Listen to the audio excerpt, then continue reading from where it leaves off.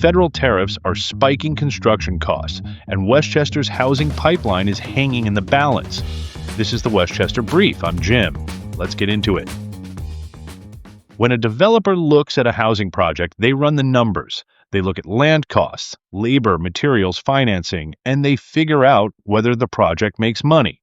That math was working last year, but tariffs have changed the equation, and Westchester is feeling it. Construction material costs across the New York City area have jumped 8.5 to 9.6% due to federal tariffs. That's significant. The National Association of Home Builders estimates tariffs are adding about $10,900 to the cost of every new home.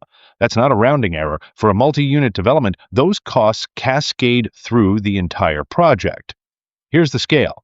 New York City metro small businesses are absorbing $4.5 billion annually in tariff-related costs. At the household level, that's another $4,200 a year in expenses. Those costs flow somewhere. Either builders absorb them, or they get passed to buyers and renters. Westchester has roughly 20,000 housing units under development or coming online in Yonkers, New Rochelle, and White Plains over the next few years. That's the pipeline that's supposed to add supply, moderate rents, and create housing stock for the region. But here's the problem. Developers in White Plains and New Rochelle are already hesitating. Projects that penciled out a year ago may not pencil out now. It's called the feasibility gap. Higher construction costs create a spread between what you can charge for apartments and what it costs to build them.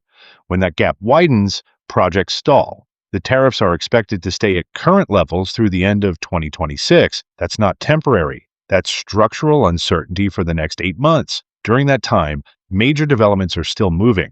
District Galleria in White Plains, a $2.5 billion transformation, has a June 30th option deadline. That's when the developer has to commit. Yonkers is adding thousands of units across 3 AMS acquisition sites. But every month of rising costs is another month that the financial picture gets tighter. Why does this matter to you? Simple. Housing supply and tariff-driven cost inflation are both upward pressure on what you pay in rent or mortgage. More hesitation means fewer units. Fewer units means continued scarcity. Scarcity keeps prices high. Tariffs aren't just hitting the businesses that pay them directly. They're hitting the households trying to find an affordable place to live. The county, developers like Capelli Organization and AMS Acquisitions, and local planners are watching this closely. But the tariff policy is federal. Westchester can't control that. What they can control is making sure projects that do move forward are viable and that the pipeline keeps flowing despite the cost headwinds. That's the watch right now. Here is what else is happening across Westchester this week.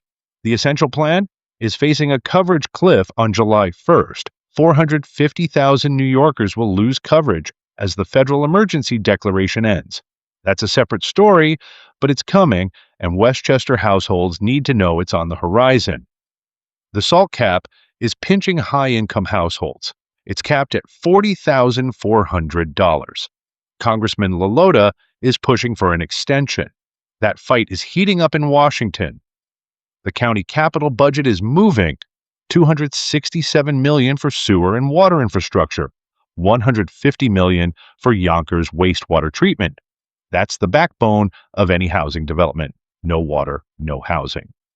HUD just released fiscal year 2026 funding allocations for Westchester, $5.97 million total. It's modest compared to the size of the problem, but it's something. Subscribe on YouTube for the video version.